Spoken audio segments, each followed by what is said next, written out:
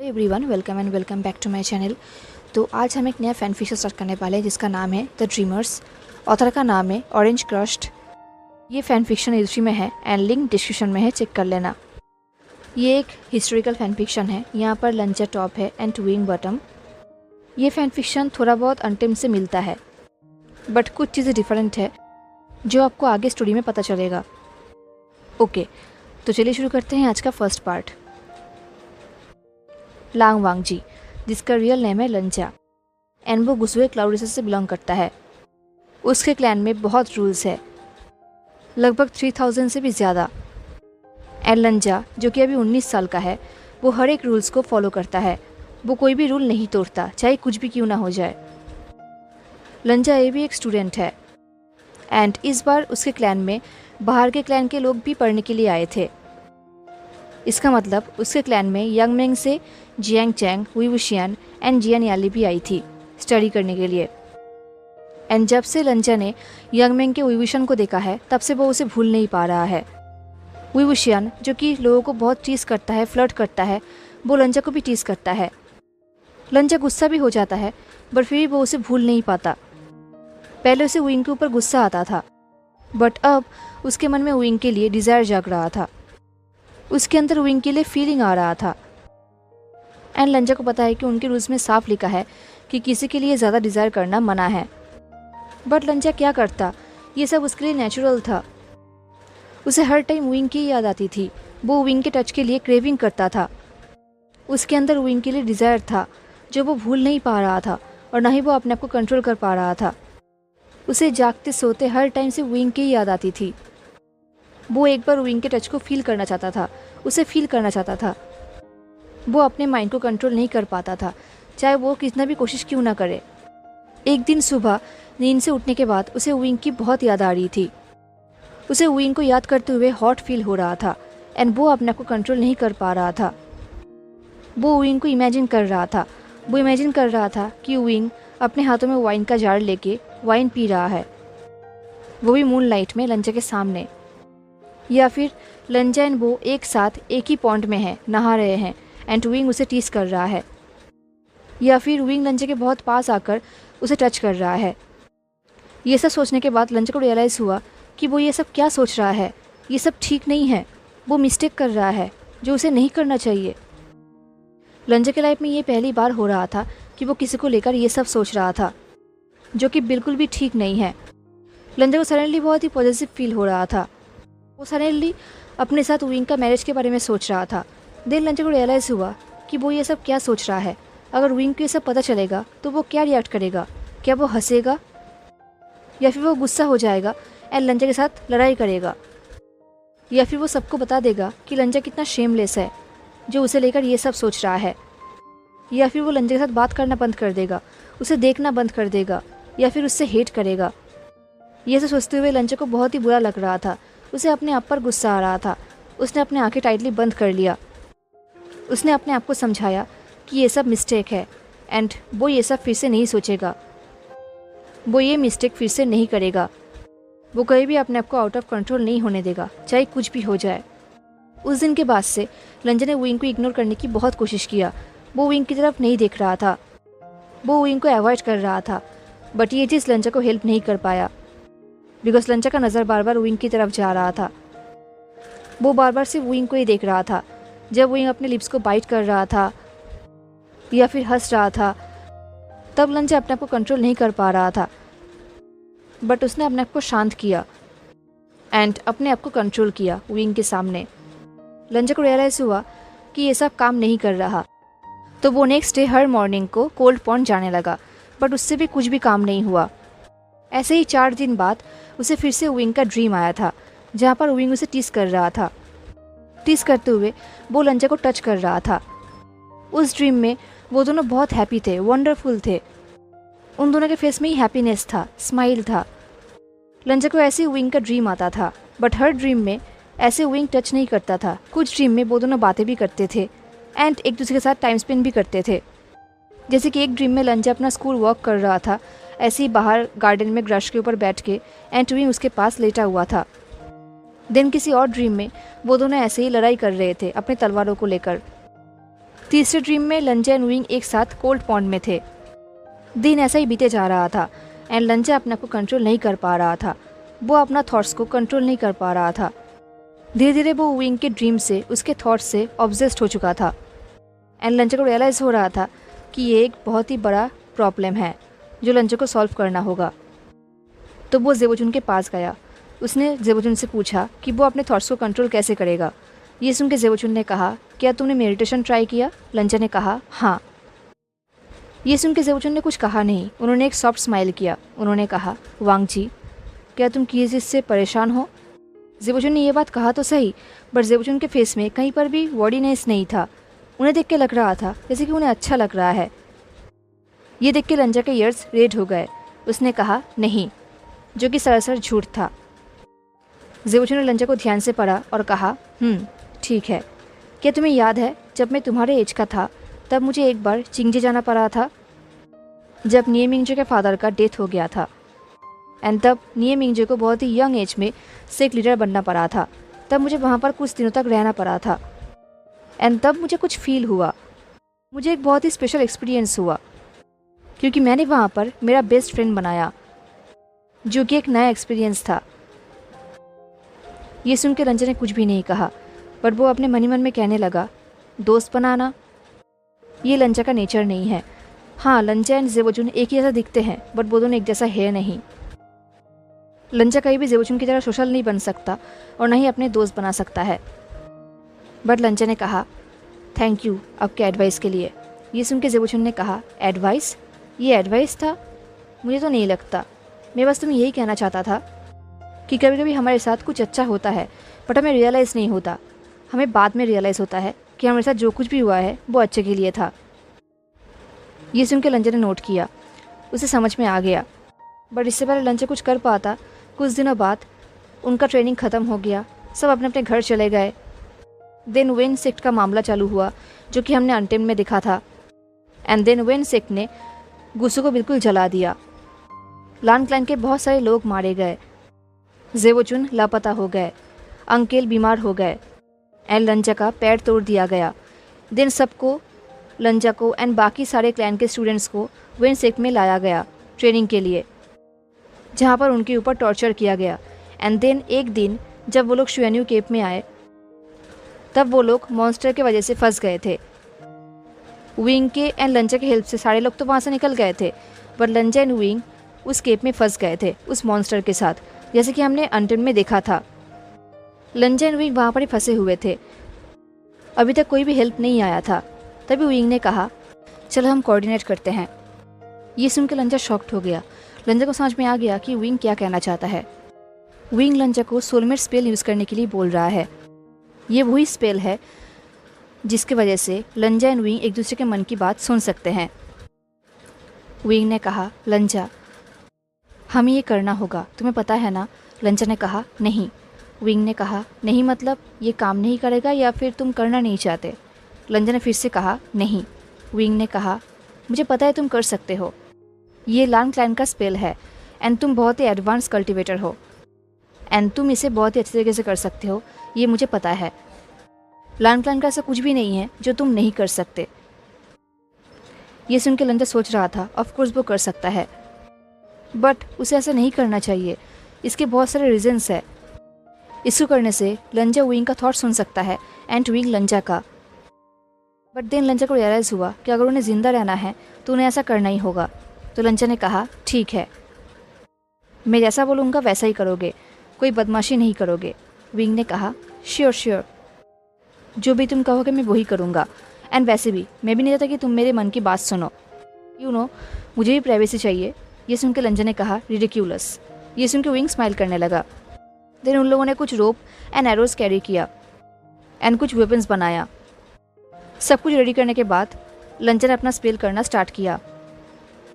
उसने अपने finger tip को विंग के फॉरहेड पे रखा एंड देन वो अपना पावर विंग पर ट्रांसफ़र करने लगा। जैसे ही विंग के अंदर वो स्पेल गया, विंग के पूरे बॉडी में गूज़बम्स आ गए। विंग ने अपने आंखें ओपन की और कहा, वाओ, मैं तुम्हें फील कर सकता हूँ। इस बार विंग का वॉइस बहुत ही स्ट्रेंज एंड रफ था। लंजा को इतना एम्बेरस फील हो रहा था कि उसका मन कर रहा था कि वो यहाँ से भाग जाए एंड कहीं पर छुप जाए, बट इससे कोई फ़ायदा नहीं क्योंकि विंग उसके मन की बात सुन सकता है। तो लंजा ने कहा, जल्दी करो, ये हमेशा के लिए लास्ट नहीं करेगा। ये बोलने के बाद लंजा को पता था कि लंजा झूठ बोल रहा है क्योंकि ये स्पेल तब तक रहेगा जब तक लंजा चाहेगा, बट हाँ इसका भी लिमिटेशन है। लंजा को पता है कि उस मॉन्स्टर को ख़त्म करने के बाद भी ये स्पेल रहेगा कुछ टाइम तक, बट लंजा ने ये बात विंग को नहीं कहा। एनीवेज उनका फाइटिंग स्टार्ट हुआ। फाइटिंग करने के बाद वो मॉन्स्टर मारा गया। उस मॉन्स्टर को ख़त्म करने के बाद विंग बहुत ही ज़्यादा बीमार हो गया। अब वो लंजा के बाहों में था, उसके लैप में, एंड लंजा उसे पकड़ के रखा था। विंग बहुत ही बुरी तरीके से कांप रहा था। उसने लंजा के रोप्स को जकड़ लिया। विंग हाफ बेहोश था। बेहोशी की हालत में ही वो अपने मन ही मन में कहने लगा, मत जाओ, मत जाओ, प्लीज़ मत जाओ, मैं फिर से अकेला नहीं होना चाहता, प्लीज़ मुझे मत छोड़ो, मुझे होल्ड करो, मुझे जाने मत दो। विंग अपने मन ही मन में ये सब बहुत ही बच्चों की तरह बोल रहा था, बट लंजा विंग के मन की बात सुन सकता था। तो उसने विंग को टाइटली पकड़ लिया। उसने भी अपने मन ही मन में कहा कि वो उसे छोड़ के नहीं जाएगा, वो उसे गिव अप नहीं करेगा, एंड लंजा के बाहों में वो सेफ है। चाहे कुछ भी हो जाए, लंजा उसे अकेला नहीं छोड़ेगा। एंड ऑफ कोर्स विंग भी लंजा के मन की बात सुन सकता था। विंग कैसे देखकर लंजा बहुत ही शॉक था क्योंकि विंग हमेशा बहुत ही चीयरफुल रहता है। इनफैक्ट फाइट करते हुए भी वो स्माइल करता है, बट आज वो कितना डरा हुआ था। इसका मतलब विंग बाहर से कितने भी चीयरफुल एंड टफ क्यों ना हो, बट अंदर ही अंदर वो एक बच्चे की तरह है। देन वहाँ पर जियांग चेंग आया एंड वो उन दोनों को केव के बाहर लेकर गया। जियांग चेंग के साथ जियांग क्लैन का डॉक्टर भी आया था जिसने लंजा के ऊंट को ट्रीट किया। विंग अभी भी बेहोश था। लंजा ने जियांग चेंग से कहा कि वुशियान ठीक नहीं है, उसका तबीयत ठीक नहीं है, एंड वो ये सोच के डरा हुआ है कि वो अकेला रह जाएगा। ये सुन के जियांग चेंग ने कहा, हाँ ऑफ कोर्स वो एक इडियट है। उसे सच में लगा कि मैं उसे यहाँ पर अकेला छोड़ के चला जाऊँगा। ये बोल के जियांग चेंग ने अपने हेड को शेक किया। देन जियांग क्लैन के सर्वेंट विंग को वहाँ से स्ट्रेचर में लेकर गए। देन जियांग चेंग ने लंजा की तरफ देखा एंड उसे कंसिडरिंग लुक दिया और कहा, मेरे पास तुम्हारे भाई की तरफ से एक मैसेज है, वो सेफ है एंड तुम अभी गुसू वापस नहीं जा सकते क्योंकि वो लोग कहीं भी तुम्हें ढूंढ रहे हैं। लंजा ने कहा, मैं समझ गया। जियांग चेंग ने कहा, नहीं तुम नहीं समझे, ये हमारी तरफ से एक इनविटेशन था ताकि तुम हमारे साथ हमारे क्लैन में आओ। क्या अब तुम्हें लिख के देना पड़ेगा? लंजा ने कहा, नहीं। देन लंजा भी उनके साथ लोटस पियर आया। देन लगभग 4 दिन बाद विंग को होश आया एंड जैसे ही होश आने के बाद विंग ने लंजा को देखा, वो शॉक्ड हो गया। उसे मन ही मन में कहा, ओ शिट। ये सुन के लंजा ने भी मन ही मन में कहा, ओ शिट। देन उन दोनों को रियलाइज़ हुआ कि वो दोनों अभी भी एक दूसरे की बातों को सुन सकते हैं। लंजा के माइंड में ऐसे बैड वर्ड सुनने के बाद विंग ने एक वीक स्माइल किया और कहा, मैंने तुम्हें कभी बैड वर्ड बोलते हुए नहीं सुना था, हाउ क्यूट। ये सुन के जियांग चेंग ने कहा, बैड वर्ड? किसने कहा बैड वर्ड? वुशियान, तुम्हारा मैनर्स कहाँ पर है? यहाँ पर मेरी बहन है। तभी जियान अली ने कहा, आ चेंग। बट विंग ने उन दोनों की इग्नोर किया। उसने लंजा की तरफ देखा एंड मन ही मन में कहा, तुम मुझे सुन सकते हो राइट? लंजा ने नोट किया। देन लंजा ने भी मन ही मन में कहा, तुम भी मुझे सुन सकते हो। विंग ने नोट किया। ऐसे ही कुछ दिन बीत गए एंड जितने दिन लंजा लोटस पेयर में था उसने अपने थॉट्स को बहुत कंट्रोल किया क्योंकि लंजा भी विंग को लेकर कुछ भी नहीं सोच सकता बिकॉज विंग उसे सुन सकता है। कुछ दिन बाद जेबोचुन की तरफ से जियांग फैंगमिंग को एक मैसेज आया जो एक्चुअली लंजा के लिए था। उस मैसेज में लिखा हुआ था कि लांग क्लैन के लोग अभी गुसू में लौट रहे हैं एंड वो लोग फिर से गुसू को बिल्ड करेंगे। ये सब जेबोचुन ने बहुत ही चीयरफुल वर्ड्स में लिखा था जो कि फॉल्स था एंड ये बात सबको पता है, लंजा को भी। सबको पता है कि अभी उन लोगों का हालत ठीक नहीं है एंड इस टाइम में जेबोचुन कहीं भी चीयरफुल नहीं हो सकते। उन्होंने ऐसा इसलिए किया ताकि लंजा को टेंशन ना हो। जेबोचुन ने लेटर में लिखा था कि अभी लंजा को गुस्से में आने की ज़रूरत नहीं है, वो अभी कुछ टाइम के लिए वहाँ से दूर रह सकता है, बट ऑफकोर्स लंजा ऐसा नहीं करेगा। वो अपने भाई को इस हालत में अकेला नहीं छोड़ सकता, तो उसने डिसाइड किया कि वो भी गुसू जाएगा एंड ऐसा ही हुआ। आज वो गुसू जाने वाला था। वो लोग रिवर में थे। लंजा बोट में चढ़ चुका था। इससे पहले वो जाता, विंग ने लंजा के हाथ को पकड़ा और कहा, सेफ रहना। देन विंग ने लंजा को अपना एक पुराना तलवार दिया जिससे वो बचपन में ट्रेनिंग लिया करता था। वो तलवार अभी भी बहुत ही पावरफुल एंड शार्प है। लंजा ने प्रोटेस्ट किया बट विंग ने नहीं सुना। उसने लंजा को समझाया कि बीचेन, सुईबिया एंड बकी तलवार अभी भी चीशन में है एंड लंजा ऐसे इस हालत में खाली हाथ नहीं जा सकता, कहीं भी कुछ भी हो सकता है, तो लंजा को ये तलवार अपने साथ रखना चाहिए। ये सुन के लंजा ने प्रोटेस्ट नहीं किया। विंग ने कहा वहाँ पर जाने के बाद मुझे लेटर भेजते रहना। ये सब बोलने के बाद भी विंग ने लंजा के हाथ को नहीं छोड़ा। लंजा ने कुछ कहा तो नहीं बट उसने मन ही मन में कहा मैं, ये बोल के लंजा चुप हो गया।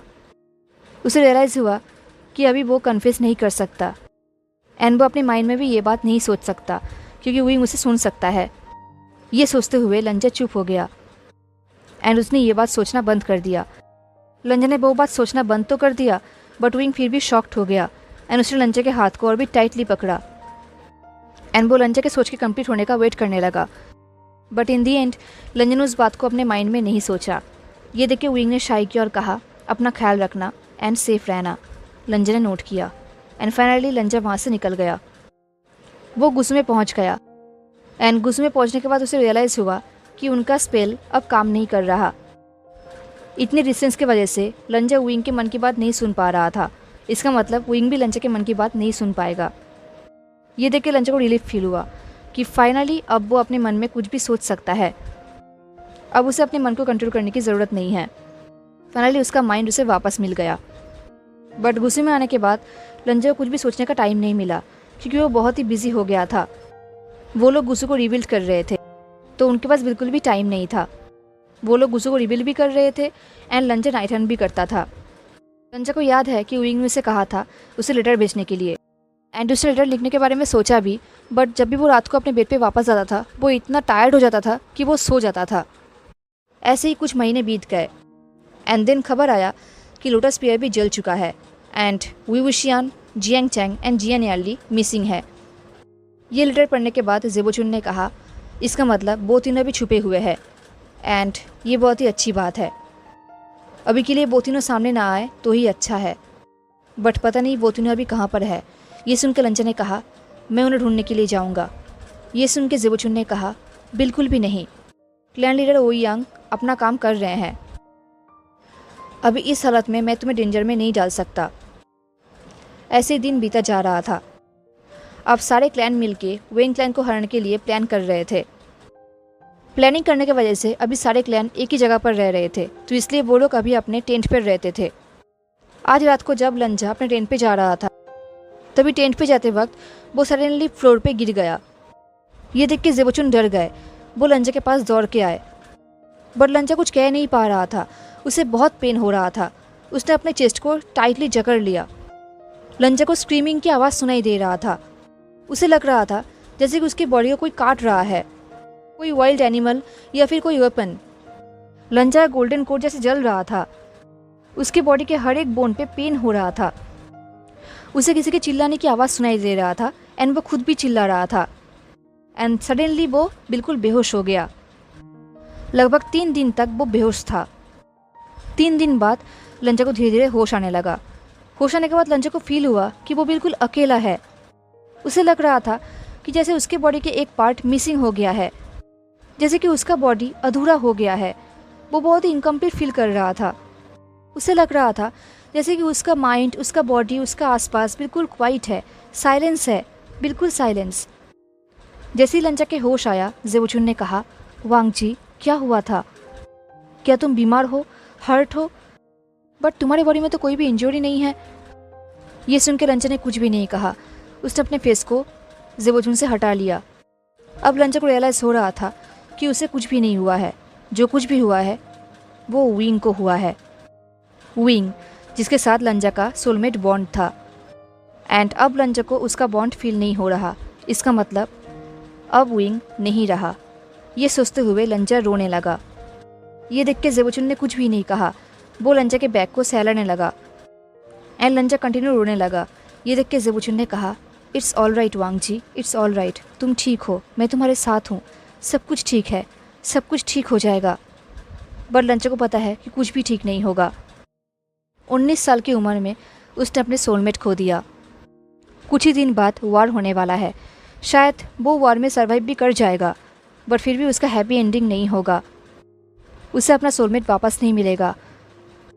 वो अपने सोलमेट को कहीं भी नहीं पा सकता, कहीं भी उनका शादी नहीं हो सकता, वो कहीं भी अपना हैप्पी लाइफ नहीं जी पाएगा, उसे कहीं भी अपना सोलमेट एज अ हस्बैंड नहीं मिलेगा। अब वो बिल्कुल अधूरा हो चुका है, बिल्कुल अधूरा, एंड अब वो कहीं भी कंप्लीट नहीं हो पाएगा। ये सोचते हुए लंचा ने कहा, मेरा सोलमेट अब नहीं रहा। ये सुन के ज़ेबुचुन ने कहा, क्या?